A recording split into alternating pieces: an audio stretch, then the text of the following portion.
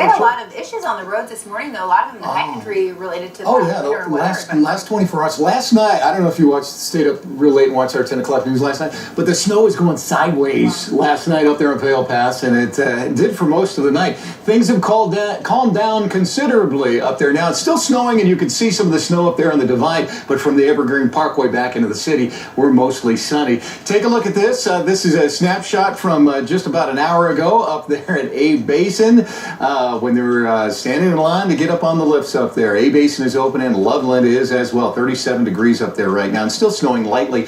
Next to open will be Breckenridge and Keystone Wednesday. They're going to open the lines up there. November 14th, Winter Park is scheduled to get it open, and on the 16th, Vail, Eldora, and Copper Mountain will get things going on a Friday. That'll be a fun weekend. Current temperatures now. We're 51 at DI, at 56 in Greeley, Avon's 43. Look at Leadville, 26 degrees up there. Their wind chill is way down in some cases, down into the single digits in some of those areas around Leadville. And most of us are closing in on 50 degrees around here. Roman, one of our junior weather watchers in Brighton, says his thermometer's already at 60 degrees up there. And George Smith, one of our newer weather watchers in Lakewood, coming at 53.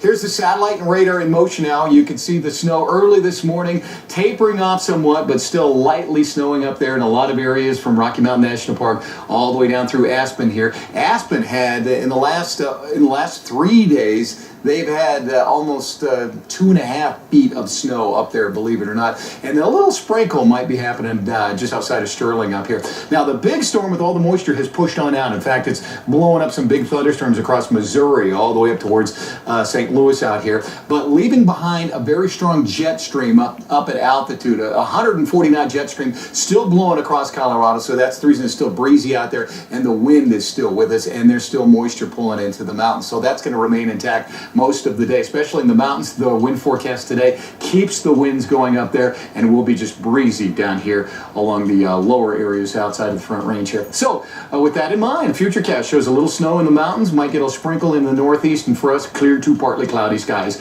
over Denver all the way through tomorrow morning, the way things look. So high temperatures today will be in the 20s and 30s in the mountains, cold up there, and with the wind chill even colder up there, and 50s and 40s down low. All right, my forecast now for you.